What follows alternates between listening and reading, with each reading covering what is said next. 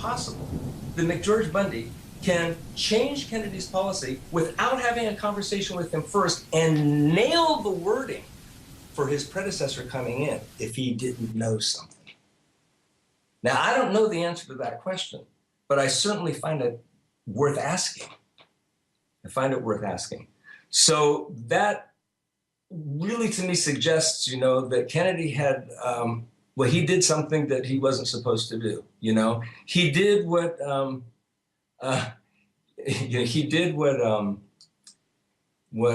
President, he actually, Kennedy did a speech one day to, I think it was the United Auto Workers, if I'm not mistaken. And it was really an interesting speech.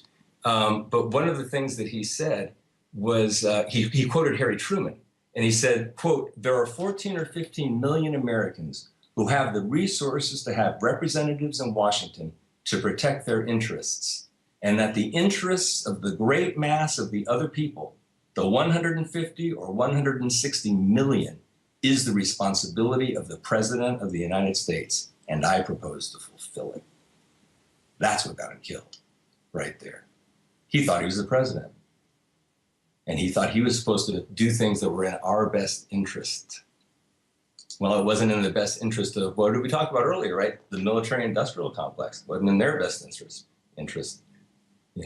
Vietnam becoming a war, that was in their best interest,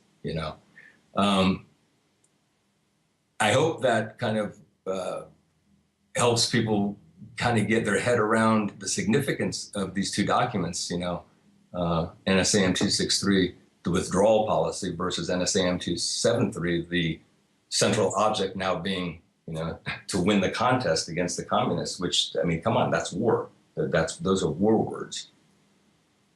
Yeah, escalation. Yes. Yeah. And it really has been, look, Vietnam was not inevitable. Let's look at the question a different way. The Vietnam War was fought ostensibly for the purpose of defending South Vietnam from communism, and also to, quote unquote, contain the spread of communism and stem, what did they call it? The domino effect, which the domino effect was a doctrine asserting that once Vietnam falls to communism, so will Cambodia, Laos, Thailand, Bangladesh, Burma, or Myanmar, but Burma at the time, and all the rest. And, how do we know the Vietnam War was avoidable? Because none of the goals of fighting the war were accomplished. We fought the war, but South Vietnam fell to communism anyway. Once that happened, did this so-called domino effect boogeyman show up? Nope. Today, none of the surrounding countries is communist with the exception of Laos. But Cambodia, Thailand, Burma, Myanmar, Bangladesh, none of them fell to communism as the warmongers predicted. None of them did. And so, we didn't contain communism in Southeast Asia. We lost the war.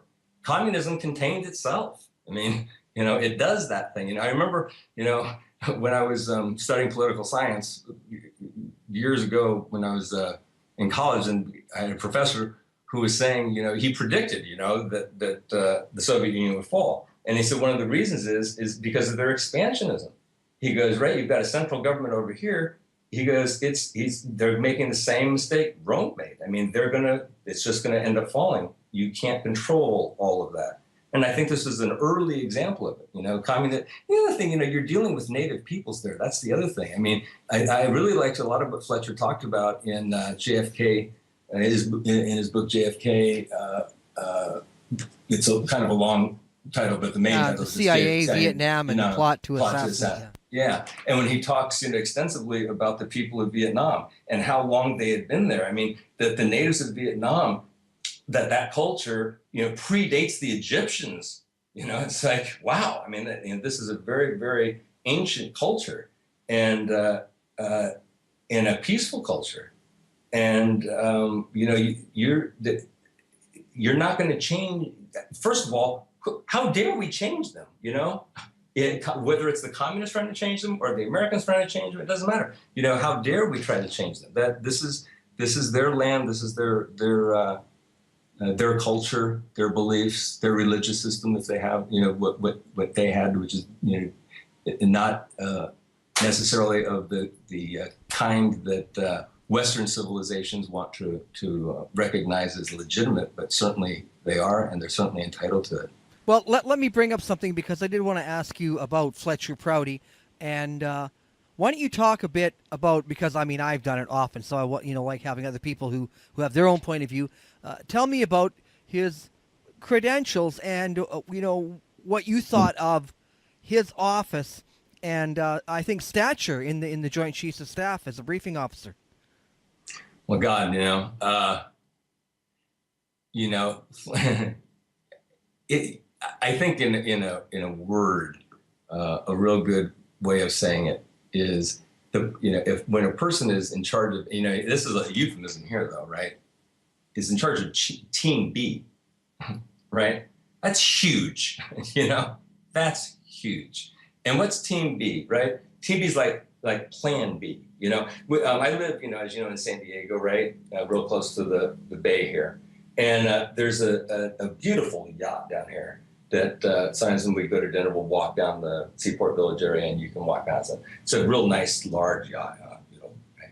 And then right next to it, tied up to it, is a much smaller little, not quite a dinghy, bigger than a Boston whaler, but nothing of the size of the first one, And it says, the name of that one is Plan B, And the reason I bring that up, well, gee, that's not exactly the same as this Plan B or this Team B. Chief of Team B is very, very special, right?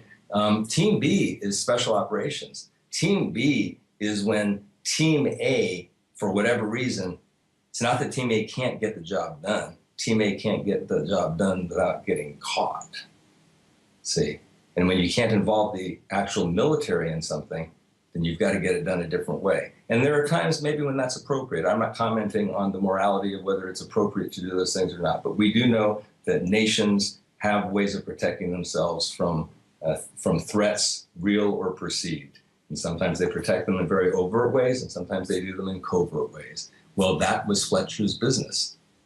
Fletcher was the person that the agency basically had to go through to get military backing for the plans that they had that required military assistance. And it doesn't necessarily mean that our actual military got involved with active personnel, but they certainly got advised on how to do things. They certainly got equipment from our military. They got retired suddenly so that it wasn't, because it'd be a violation of, NSC 5412, I believe, to use active personnel and in-service U.S. military equipment in covert operations. So you can't do that, but you can retire equipment.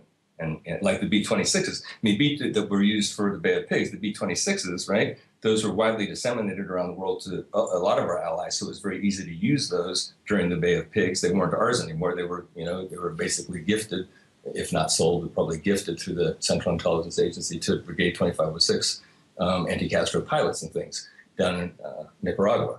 So, Fletcher, certainly, he was chief of special operations in the Pentagon, He was first in the office of the Secretary of Defense and then later in the office of the Chairman of the Joint Chiefs of Staff. I mean, come on, this is a huge, these are really, really sensitive positions. He was the officer who Kennedy sent to the Chairman of the Joint Chiefs of Staff, Lyman Lemnitzer, to inform him of NSAM's 55, 56, and 57 following the Bay of Pigs. I mean, if people don't realize what happened, following the Bay of Pigs, Kennedy fired Allen Dulles and General Cabell, and he told Prouty to brief General Lemnitzer, who was at the time the Chairman of the Joint Chiefs of Staff, to make sure that the chairman understood that Lemnitzer was now in charge of Cold War operations in addition to his normal military role. I mean, that's just huge, right? Imagine Lemnitzer, who had no interest in special ops whatsoever, no interest in fun and games, being told by Prouty that special ops was now under the authority of the Chairman of the Joint Chiefs of Staff. It's like saying the president just pulled the plug on the CIA. And Prouty knew both Allen and John Foster Dulles very well, I mean, and, he never said to me that he liked or disliked them, just that he knew them and had spent quite a bit of time. He'd been in their homes many times on government business. He also worked with Lansdale since about 1952. And of course, Lansdale was in charge of Operation Mongoose, the planning of attempts to remove Castro from office. So I mean, he was he was at the fulcrum of this most secret parts of the government. Right. I mean, and the thing that I get asked about, and it's a very rare situation, but Fletcher never had to sign an oath of secrecy with regards to the CIA. He just said to Allen Dulles and those guys, I got my clearances from the Department of Defense, and we're the top dogs, and you guys are this new agency in there. Here's my credentials. Take it or leave it. Yeah. And they said, okay, come on, and you can come into the meetings. So he never had to sign an oath of secrecy. Yeah. Right?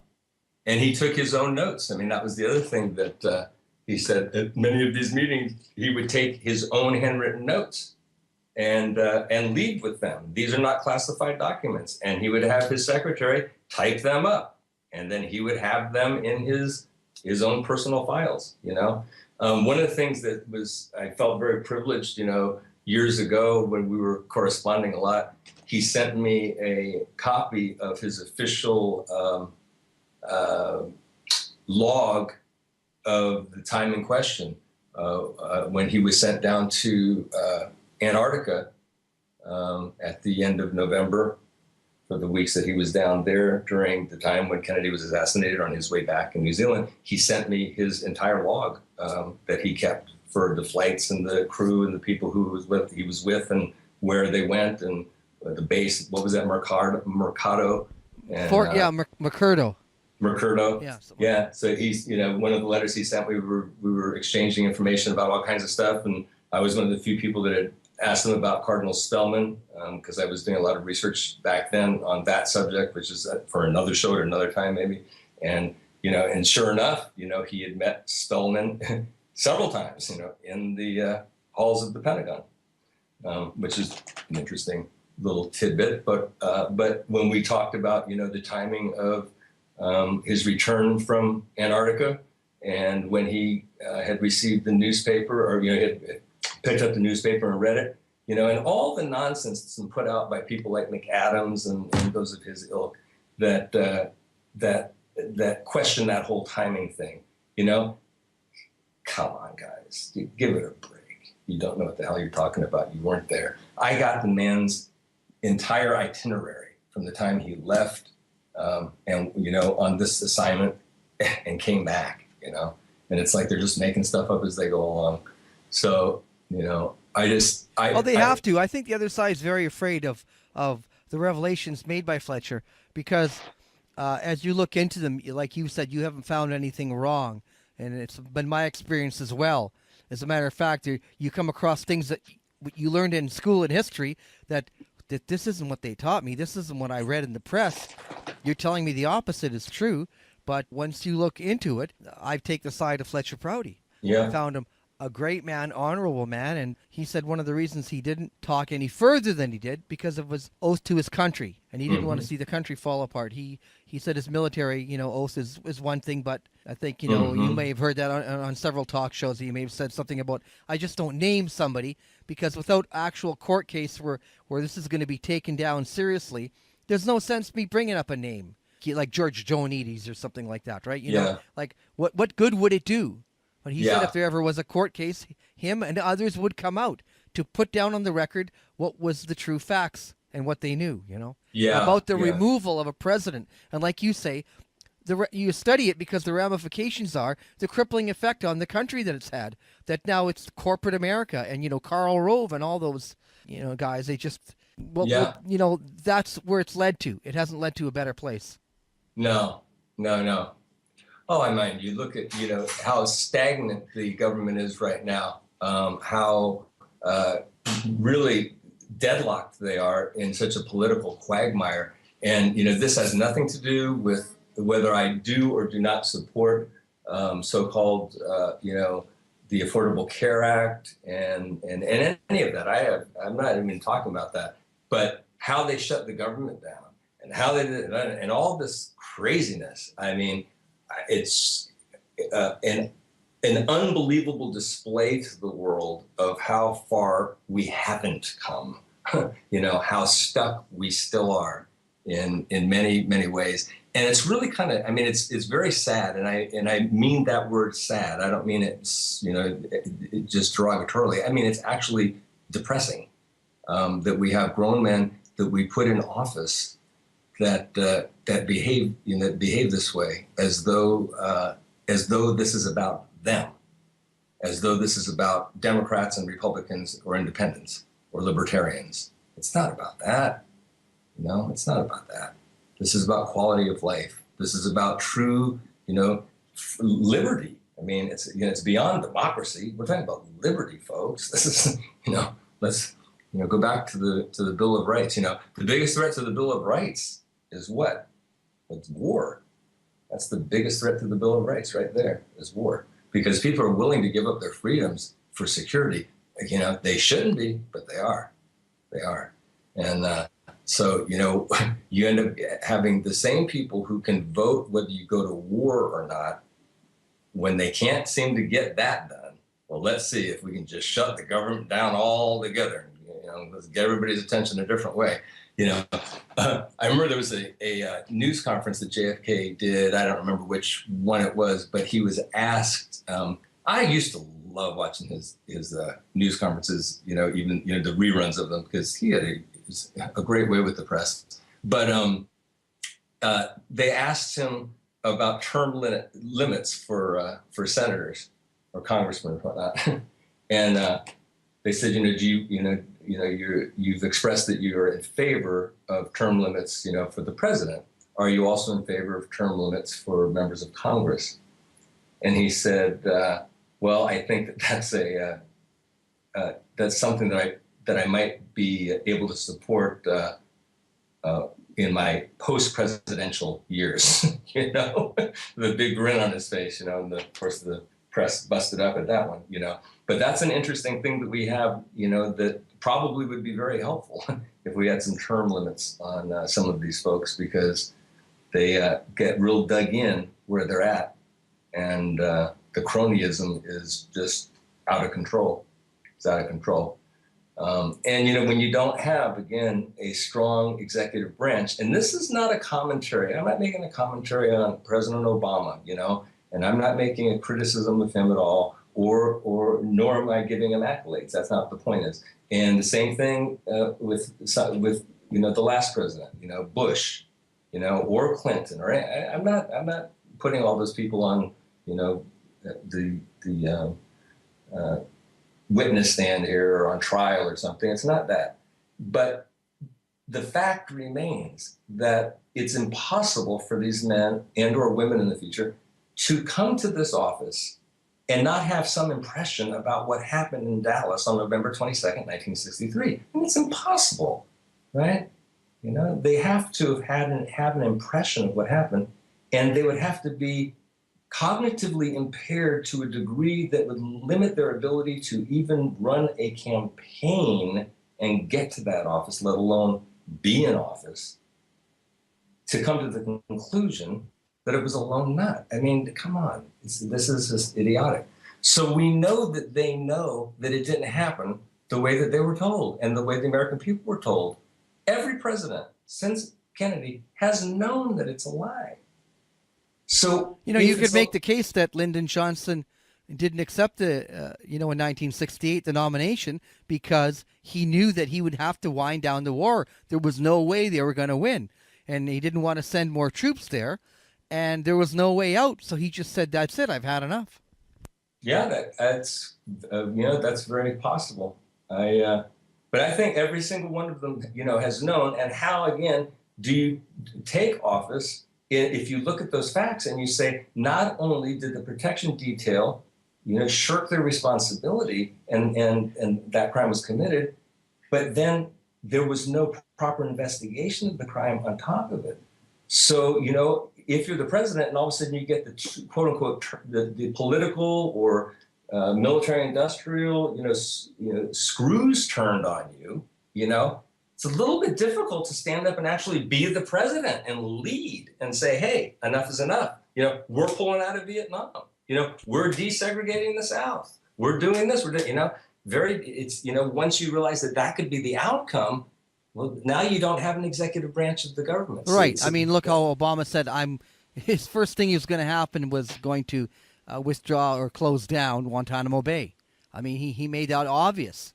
That was, I'm shutting it down. And then he's in, and he must have got the word from the Joint Chiefs that said, you shut it down, you'll be next. Well, I don't know if that, is the case that much. I don't know. I mean, and again, I don't claim to know that there could be legitimate things that occur, right, that a president does find out that are actually legitimate that he was not privy to prior to. I mean, that is, I allow for that, and I don't know if that's the case with Guantanamo or not. I don't know. But I do know that that's got to hang over their head, that this event occurred and was completely handled wrong, and the investigation was blown, and that it quote that it could happen again. Just depends on which act that I take that steps on the wrong toes. And that's the bottom line. It's like what was Kennedy supposed to do? Go, gee, I hope I don't piss off Lee Harvey Oswald. Oops, better watch what I say. Come on, that's that's not what happened. We all know that. That's just silliness.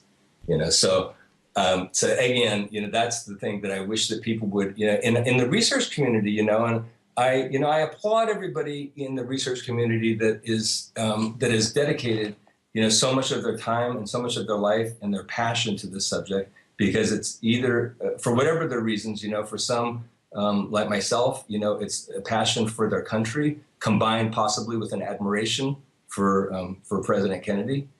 And for some, it may just be a sense of justice, and a sense of, hey, this isn't how we do business in the United States. This is wrong. So for whatever the reasons, I do applaud them, and I applaud all the effort that's gone into the case. But I would want to point one thing out. All the infighting, the majority of it makes no difference, folks. Makes no difference. The point is, this crime occurred. It was a conspiracy. It was covered up, and it continues to be covered up, and that's happening for a reason. And what we need to come to grips with is, what does that mean?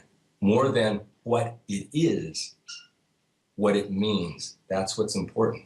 And we can bicker about what it is. There were 15 shooters, there were 2 shooters, there were 5 locations, there were 3 spotters. That's what it, quote unquote, is. We can bicker about those details. And most of those we're never going to know anyhow. But the bottom line is that doesn't matter. None of it matters. And he asked Prouty, right, how many shooters were there? He said, as many as it took. That's the right answer, because it cuts to the core of the issue. It cuts to the what does it mean? It means he could not be allowed to remain president. That's what it cuts to. And so the importance of this whole thing is that we, realize that this is about not just that event, and not figuring out all those little details, and not going back and forth about all of these little, I think Fletcher called it a parlor game, he's absolutely right. This is something much, much larger than that. And I think to be responsible Americans, not to leave you out as a Canadian, Len, in any respect, but I'm saying, this happened to an American president. To be responsible Americans, we need to hold our country together, even though this happened. And we need to hold it together even though we understand what it means. I mean, this is crucial. If the truth were all to come out right today, we shouldn't go have a civil war. There shouldn't be mayhem in the streets. There shouldn't be rioting. No. We need to accept what happened and come to terms with what it means and right the ship. How we do it exactly, I don't know, but it has to start with awareness. It has to start with a revolution in the way we think. Well, I think most people tuning into this show have that under control. It's the major media that is represented by corporate America that there's the problem. So you always hear lone gunman, Lee Oswald, lone assassin, no conspiracy. I mean, it's childish, really. Yeah. I mean, there's some guy, and then one of the last living members of the Warren Commission going on the tour now saying no conspiracy. No, I mean, of course, all you had to do is go to the Pittsburgh conference and listen to speaker after speaker. There was Cyril Wecht, guiding the whole thing, and Ben Wecht, Of course there's a conspiracy.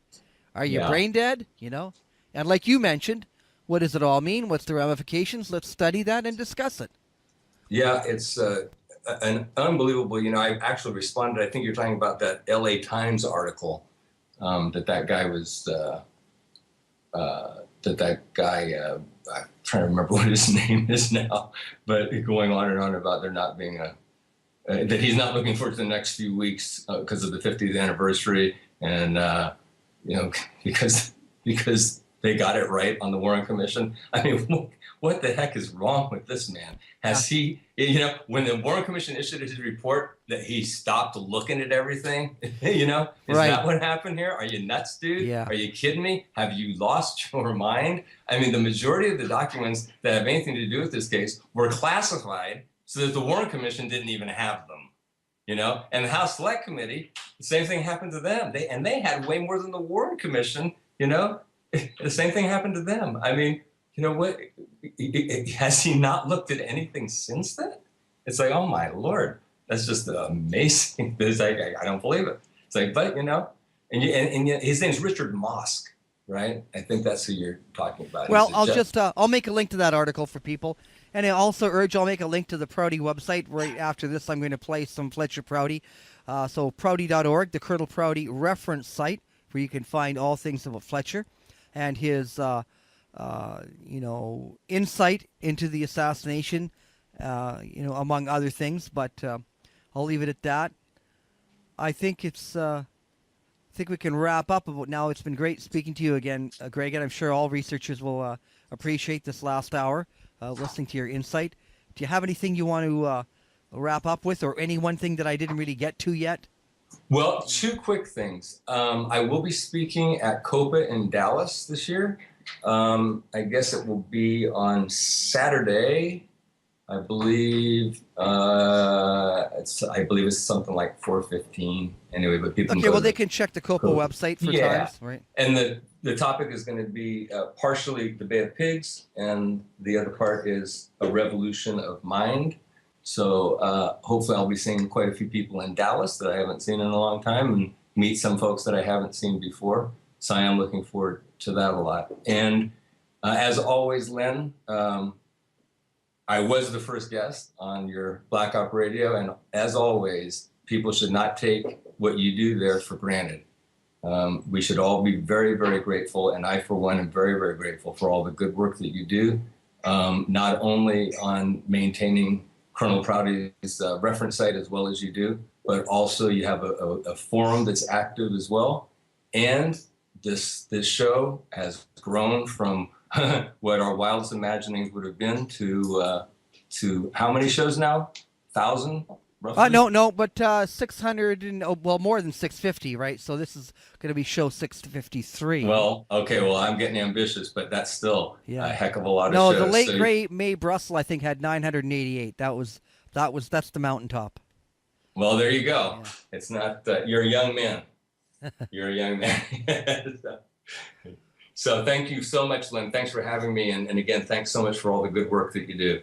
Right, and thank you for being so eloquent about actually, the one question, why is it important still today? And I think you really answered that well.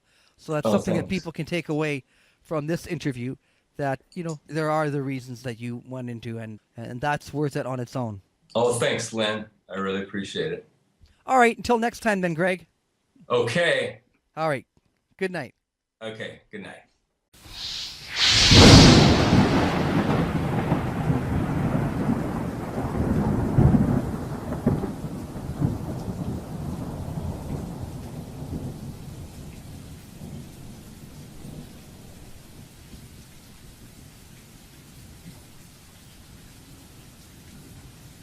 Resources to have representatives in Washington to protect their interests, and that the interests of the great mass of the other people, the 150 or 160 million, is the responsibility of the President of the United States, and I propose to fulfill it. That's what got him killed, right there. He thought he was the president, and he thought he was supposed to do things that were in our best interest. Well, it wasn't in the best interest of, what did we talk about earlier, right? The military-industrial complex wasn't in their best interest. interest. Vietnam becoming a war, that was in their best interest. I hope that kind of helps people kind of get their head around the significance of these two documents, NSAM 263, the withdrawal policy, versus NSAM 273, the central object now being, to win the contest against the communists, which, I mean, come on, that's war. Those are war words. Yeah, escalation. Yes. Yeah.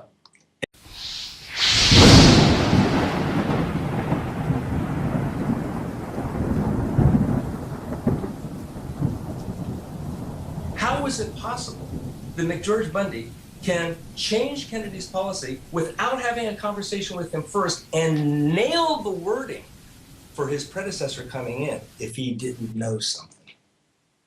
Now, I don't know the answer to that question, but I certainly find it worth asking. I find it worth asking. So that really, to me, suggests, that Kennedy had, he did something that he wasn't supposed to do. He did what,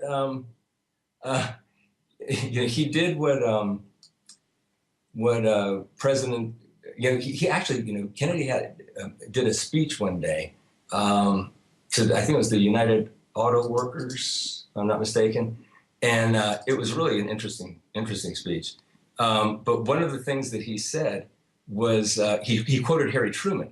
And he said, quote, "There are 14 or 15 million Americans who have the reason." It does that thing. I remember, when I was studying political science years ago when I was in college, and I had a professor who was saying, he predicted, that the Soviet Union would fall. And he said one of the reasons is because of their expansionism. He goes, right, you've got a central government over here. He goes, they're making the same mistake Rome made. I mean, it's just gonna end up falling. You can't control all of that. And I think this is an early example of it. The other thing, you're dealing with native peoples there. That's the other thing. I mean, I really liked a lot of what Fletcher talked about in JFK, in his book JFK. It's kind of a long title, but the main title the is CIA, Vietnam, and the plot to assassinate. Yeah, and when he talks extensively about the people of Vietnam and how long they had been there, I mean, that the natives of Vietnam, that culture, predates the Egyptians. It's like, wow. I mean, this is a very, very ancient culture, and in a peaceful culture, and you're not going to change. First of all, how dare we change them? Whether it's the communists trying to change them or the Americans trying to change them, it doesn't matter. How dare we try to change them? That this is their land, this is their culture, their beliefs, their religious system if they have, what they had, which is not necessarily of the kind that Western civilizations want to recognize as legitimate, but certainly they are, and they're certainly entitled to it. Well, let me bring up something because I did want to ask you about Fletcher Prouty, and why don't you talk a bit about, because I mean I've done it often, so I like having other people who have their own point of view. Tell me about his credentials and what you thought of his office and I think stature in the Joint Chiefs of Staff as a briefing officer. Well, God,